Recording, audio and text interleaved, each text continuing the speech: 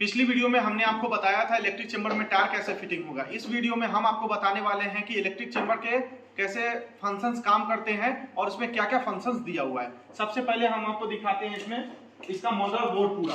सबसे पहले तो यहाँ टेम्परेचर का मीटर दिया हुआ है और उसके बगल में यहाँ टाइमर है। उसके आगे हम देखेंगे तो यहाँ पे इसका अलार्म दिया हुआ है और उसके आगे पूरा मशीन का जो वोल्टेज होता है वो यहाँ से आपको शो करेगा।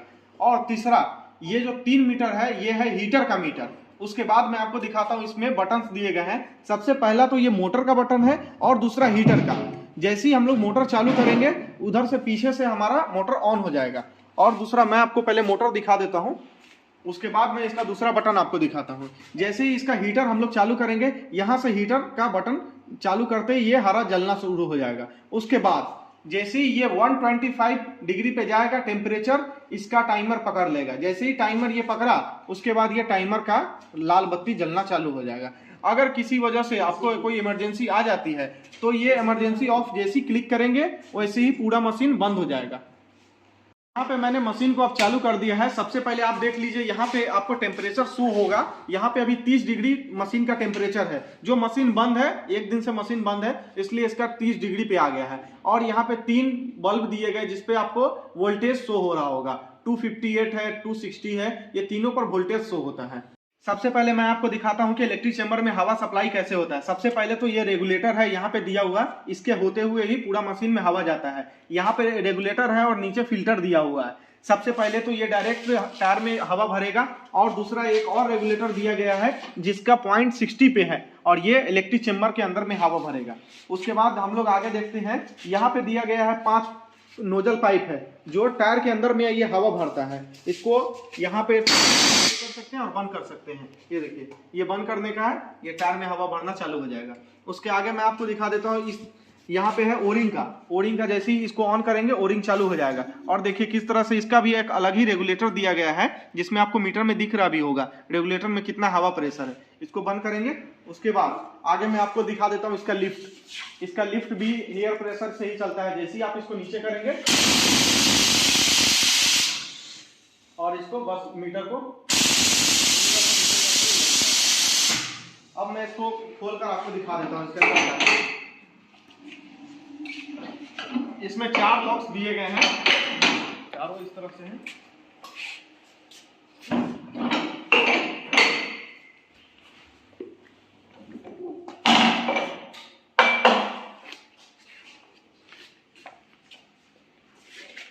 ये अपना पूरा मशीन है। सबसे पहले तो इस साइड जो भी आपको नोजल का पाइप दिख रहा है ये सब हवा का प्रेशर का पाइप है। यही पाइप से टायर के ट्यूब में हवा जाएगा। सबसे पहले ये पाइप हो गया और दूसरा यहाँ पे हो गया आपका इन्वलप के ऊपर जाएगा। ये पाइप इसलिए काम आता है क्योंकि अगर आपका इन्वलप किसी तरह से पंचर हो गया तो इसके दूसरे साइड से हवा निकलना चालू हो जाएगा।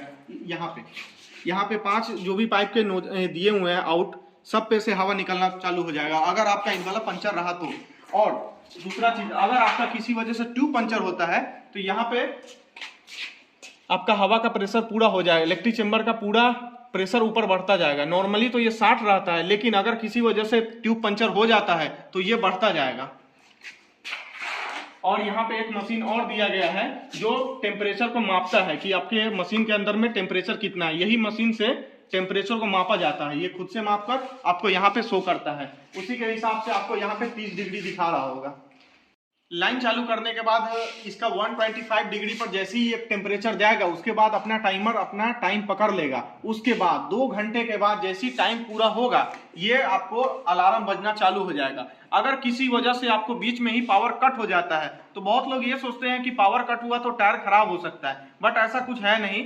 एक दिन तक अगर पावर नहीं भी आया तो कुछ भी टायर को नहीं होगा। बस आपको इसका ध्यान रखना है कि टायर के अंदर में हवा कम होना नहीं चाहिए और चेंबर के अंदर भी। ये 2 चीज अगर आप ध्यान रखेंगे तो कभी भी टायर खराब नहीं होगा। अब मैं आपको मशीन के अंदर क्या क्या दिया गया है वो आपको दिखा देता हूँ अच्छे से। सबसे पहला तो ये रॉड है जिसके ऊपर ही 5 टायर बैठेंगे। 5 टायर कैसा बैठेगा, 4 बड़ा टायर बैठेगा जैसे 1020 हो गया, 1120, 825 20 हो गया और एक टायर छोटा बैठेगा। छोटा टायर में हो गया 825 16, 750 16, 715, ये एक छोटा टायर बैठेगा। 5020 टायर नहीं बैठेगा, ये चीज आप ध्यान रखिएगा क्योंकि ये 4+1 है। और मैं आपको अंदर दिखा देता हूँ कि इस पतरे के पीछे ही हीटर होता है, और दूसरा जो वो गोल आप देख रहे होंगे, इसी से मोटर पूरा नसता है और इसका जो भी हवा रहता है इस तरफ आता है। अब मैं आपको दिखाता हूं कि इस मशीन में किस तरह का डिस्क बैठता है जो मशीन के साथ आता है। ये देखिए किस तरह से इसका डिस्क अलग ही डिजाइन का आता है, जिसमें एक पतला सा इधर प्लेट बैठता है, और ये देखिए ये हो गया इसका नीचे का भाग और इसका सेकेंड भाग यहाँ ये टायर बैठेगा, फिर ऊपर से ये जाएगा, उसके बाद ये लॉक हो जाएगा। इसका लॉक सिस्टम भी बहुत अलग है, ये बस और कुछ नहीं करना है आपको। इसका लॉक बहुत सिस्टम, अगर आप टायर फिटिंग करते हैं तो एक चीज का और ध्यान रखिएगा, अगर आप इसके नीचे एक बीट डाल देते हैं, इस तरह से बीट डाल देते हैं, तो आपको टायर फिटिंग करने में बहुत ही आसानी होगी। ये बहुत ही सिंपल डिस्क है, पुराने मशीन से बहुत ही सिंपल आता है, जो स्टीम वाले मशीन होते हैं उससे ये बहुत सिंपल डिस्क है। इसका एक अलग ही सेफ्टी लॉक भी दिया गया है, ये देखिए इस तरह से। ये सेफ्टी लॉक बहुत काम का चीज है, कोशिश कीजिएगा कि इसको हमेशा लगा के रखने का।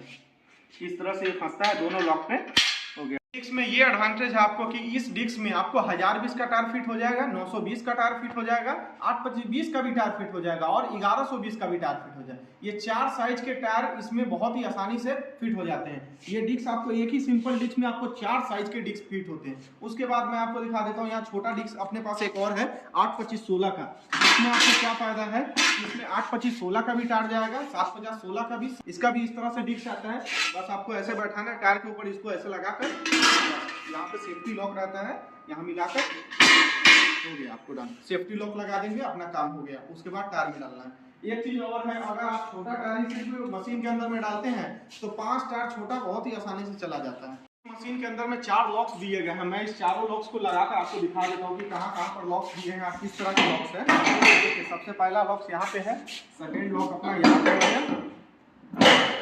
बहुत ही आसान लॉक्स है, इसको लगाना कोई बड़ा काम नहीं है।